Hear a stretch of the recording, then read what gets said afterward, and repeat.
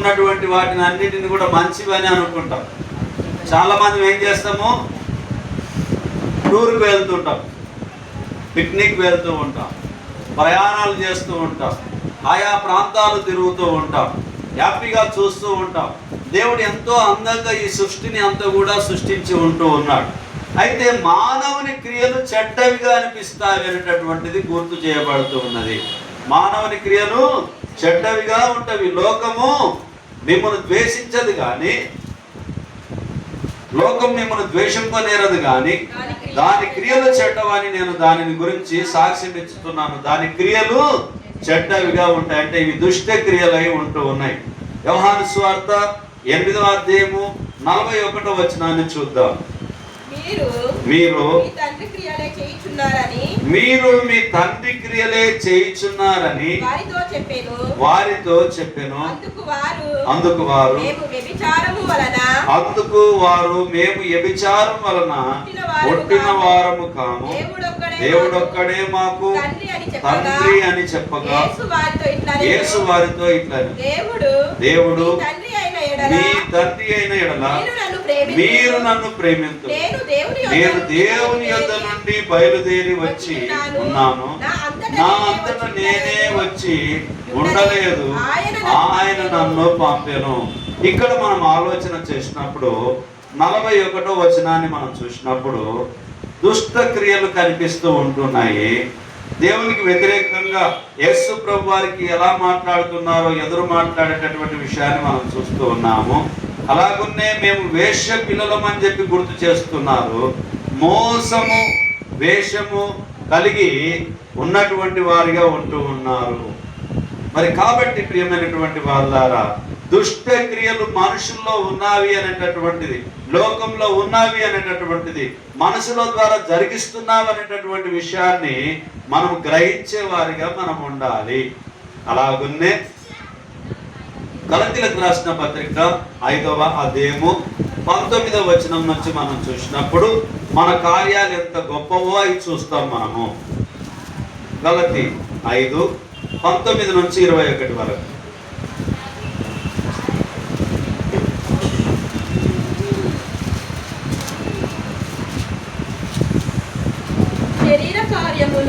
శరీర కార్యములు స్పష్టమై ఉన్నవి, అవేవనగా జారత్వము, అపవిత్రత, కాముకత్వము, విగ్రహారాధన, అభిచారము, ద్వేషములు, కలహము, మత్సరములు, క్రోధములు, కక్షలు, భేదములు, విమతములు, అసూయలు,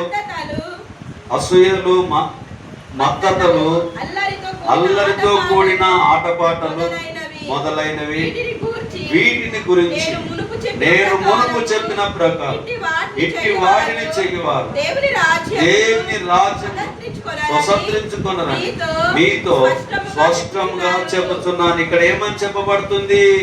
మీరు దేవుని రాజ్యానికి వెళ్తారని చెప్తుందా, వెళ్ళరని చెప్తుందా? వెళ్ళమని చెప్తుంది. ఎందుకొరకు వెళ్ళరు అని అంటే, శరీర కార్యములు స్పష్టమైనవి, అవేవనగా జారత్వము, అపవిత్రత, కాముకత్వము, విగ్రహారాధన, అభిచారము, ద్వేషములు, కలహము, మత్సరములు, క్రోధములు, కక్షలు, భేదములు, విమతములు, అసూయలు, మత్తతులు, అల్లరితో కూడిన ఆటపాటలు మొదలైన వీటిని గురించి నేను మునుపు చెప్పిన ప్రకారం వాటిని చేయువారు దేవుని రాజ్యంను స్వతంత్రించుకొనరని మీతో స్పష్టముగా చెప్పుచున్నా. ఎందుకు చెప్తున్నాడు స్పష్టంగా? ఈ కార్యాలు చేసినటువంటి వారు దేవుని రాజ్యాన్ని మీరు స్వతంత్రించుకొనరు అని చెప్పి సెలవిస్తూ ఉంది. ఏ కార్యాలు చేయొద్దంటుంది? శరీర కార్యాలు చేయవద్దని చెప్తుంది. చేయవద్దు అని అంటే దీని అర్థం ఏమిటి? ఒకవేళ మానవునికి ఉన్నటువంటి శరీర కార్యాలను చేయవద్దు అని అంటే ఏమి చేయవద్దు అది గుర్తు చేస్తుంది. వివాహం చేసుకొని భార్య దగ్గర భర్త, భర్త దగ్గర భార్య సంసార జీవితాన్ని జరుపుకోవడానికి అనుమతి ఇవ్వబడి ఉన్నది. అనుమతి ఇవ్వబడి ఉంది. పెళ్లి చేసుకోకుండా ఒకవేళ పాపంలో పడిపోతే అది వ్యభిచారం అవుతుంది అనేటటువంటి విషయాన్ని గుర్తు చేయబడుతూ ఉన్నది. కాబట్టి శరీర కార్యాలు దేవుడు చెప్పని వాటి మనలో ఏమైనా ఉంటే వాటిని మనం ఏం చేయాలి? తీసివేసుకోవాలి. తీసివేసుకోకుంటే మనం దుష్ట క్రియలు మన ఎంబడ పెట్టుకొని తిరిగినటువంటి వారిగా మనం ఉంటాము. కాబట్టి ఆ క్రియలలో ఎప్పుడు మనం ముందుకు కొనసాగకుండా ఉండాలి. యాకోబు పత్రిక 5వ అధ్యాయము చెప్పించండి, 3వ అధ్యాయం 16వ వచనం. ఏలయనగా మత్సరమును వివాదమును ఎక్కడ ఉండును అక్కడ అల్లరియు ప్రతి నీచ కార్యములు ఎన్నుంటామంటమ్మా? ఒకటే రెండ. ప్రతి నీచ కార్యము అక్కడ ఉంటదంట. ఏలయనగా మత్సరమును వివాదమును ఎక్కడ ఉండును అక్కడ అల్లరియు ప్రతి నీచ కార్యమును ఉండును. అల్లరి ఉన్న కానీ మనం ఏం చేస్తాము? బాగా చూసే ప్రయత్నం చేస్తాము. బలి చేస్తున్నారు కదా వీళ్ళు డ్యాన్స్ అని చెప్పి బాగా దృష్టి పెట్టి చూస్తూ ఉంటాం. ఒకవేళ గొడవ కూడా పడుతున్నారు అనుకోండి, బాగా పడుతుంది. కొడుకు బిడ్డకు భలే నక్రదుండేనా నాయన, ఎట్లా సిక్కలు పట్టుకొని కొట్లాడతారో చూడాలని ఇంట్లో పనులన్నీ వదిలిపెట్టి ఇట్లే అంత జమ అయిపోతుంటాం. సర్కేసుకొచ్చిన మనుషులను చూసినట్టునే చూస్తూ ఉంటాం. అంటే ఈ అల్లరితో కూడినటువంటి వాటి దగ్గర ఉండకూడదు అని చెప్పి దేవుని వాక్యము తెలియపరుస్తుంది. కానీ మనకైతే అది ఇష్టం అనిపిస్తుంది. ఏలైనగా మత్సరమును వివాదమును ఎక్కడ ఉండునో అక్కడ అల్లరియు ప్రతి నీచ కార్యం ఉండును. ఆ నీచ కార్యంలో మనం ఉండకూడదు అని చెప్పి దేవుని వాక్యము గుర్తు చేయబడుతున్నది. అది లోకానుసారంగా చాలా సంతోషం అనిపిస్తుంది, చూడాలనిపిస్తుంది, వినాలనిపిస్తుంది, మనం కూడా పాల్గొనాలనిపిస్తుంది. కానీ అనేక కార్యంలో పాల్గొన్నటువంటి వారు దేవుని రాజ్యాన్ని చేరుకోరనేటటువంటి విషయాన్ని మనము గుర్తు చేసుకోవాలి. ఇక్కడ ఈ 16వ వచనంలో మనకు చూపించినటువంటి విధానం చూస్తే అసూయ ఉండవద్దు, చీలిపోవుట ఉండవద్దు, అలజడి ఉండవద్దు, దుష్టక్రియలు మనలో ఉండవద్దు అని చెప్పి దేవుని వాక్యం గుర్తు చేయబడుతూ ఉన్నది. పేతురు 2వ పత్రిక 8వ వచనం. పేతురు 2వ పత్రిక 2వ అధ్యాయం 8వ వచనం. అనీతిమంతుడు కాపురముండి అనీతిమంతుడు వారి మధ్యను కాపురముండి తాను చూచిన వాటిని బట్టి వినిన వాటిని బట్టి వారి అక్రమమైన క్రియల విషయములలో దినదినము నీతి గల మనసును నొప్పించుకొనుచు వచ్చెను. దినదినము నీతి గల వారికి నొప్పి అవుతుంటది.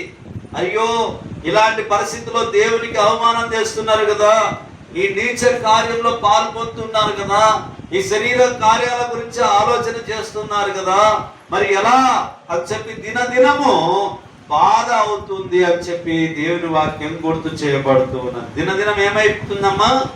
బాధ అవుతుంది. కానీ ఆ పనులు చేసేటటువంటి వాళ్ళకి బాధ ఉంటుంది, సంతోషం ఉంటుంది, చాలా సంతోషం.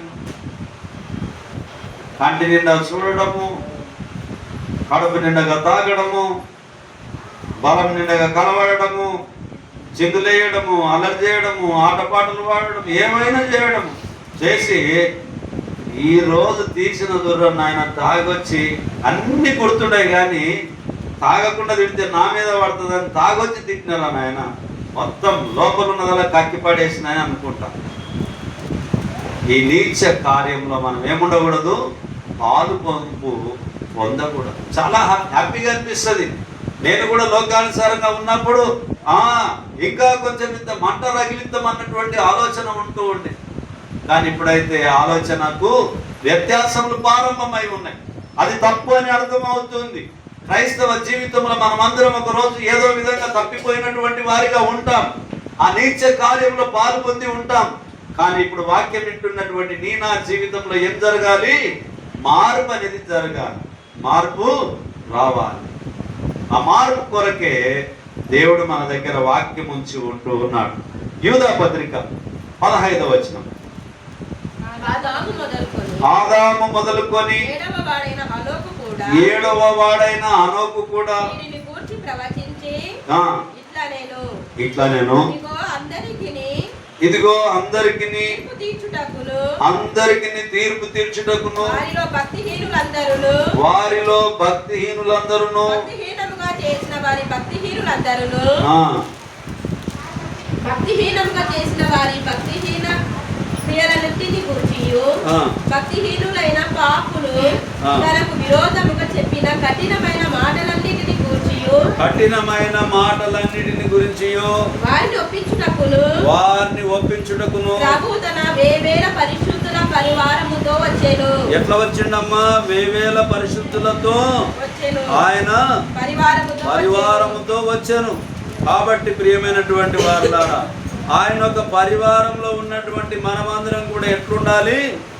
క్రీస్తు నీతి నిమిత్తం హింసపడి ఉన్నాడు కాబట్టి మనం కూడా నీతి నిమిత్తము కష్టపడేటటువంటి వారిగా ఉండాలి.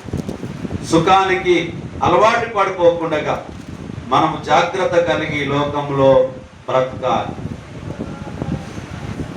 మనలో నీచ క్రియలు, దుష్ట క్రియలు ఏమేమి ఉండకూడదమ్మా? ఇప్పుడు చూసిన లేఖనాల భాగంగా క్రీస్తును ద్వేషించినటువంటి వారు ఉన్నారు, గద్దింపునకు అసహించుకున్నటువంటి వారు ఉన్నారు, దుష్ట క్రియల్లో పాలు పొందిన వారు ఉన్నారు, విశ్వాస పిల్లలు కాని వారిగా ఉంటున్నారు, వేష పిల్లలుగా ఉంటూ ఉన్నారు, మోసపు వేషం వేసిన వారిగా ఉంటూ ఉన్నారు.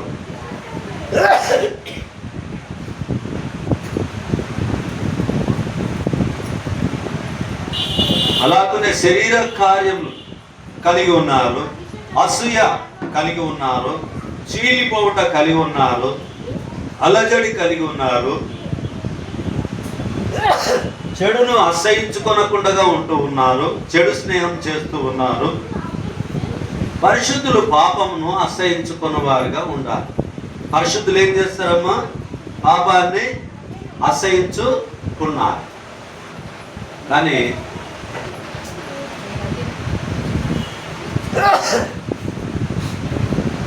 అసహించుకునే వాళ్ళు మంచి కొడతారా? మనకు మంచి కొడతారు. అమ్మా నువ్వు చేసేది ఇది తప్పు అని చెప్పి ఒకవేళ చెప్తే అది మనకు మంచిగా అనిపించింది.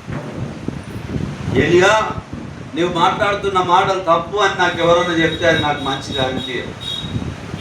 నాకు తెలియదా, నాకే చెప్తావా అనే మూర్ఖత్వంతో, అసూయ కలిగి, గర్వం కలిగి నన్ను నేను ఏం చేసుకుంటా? నష్టము చేసుకుంటా. మనల్ని మనం ఏం చేసుకుంటాము? నష్టము చేసుకుంటాం. కాబట్టి దేవుని వాక్యం చెప్పబడుతూ ఉన్నది. దేవుని వాక్యం చెప్పబడుతున్నది ఏమిటి అని అంటే, దుష్ట క్రియల్లో మనం పాలు పొందకూడదు. దుష్ట క్రియల్లో పాలు పొందినటువంటి వారు దేవుని రాజ్యంలో ప్రవేశింపరు. కాబట్టి మన జీవితాన్ని దేవుని ఆధీనంలో ఉంచుకొని ఉన్నతమైనటువంటి ఆలోచన కలిగి మరి దేవుని చిత్త ప్రకారంగా మనం జీవించే వారిగా ఉండాలి.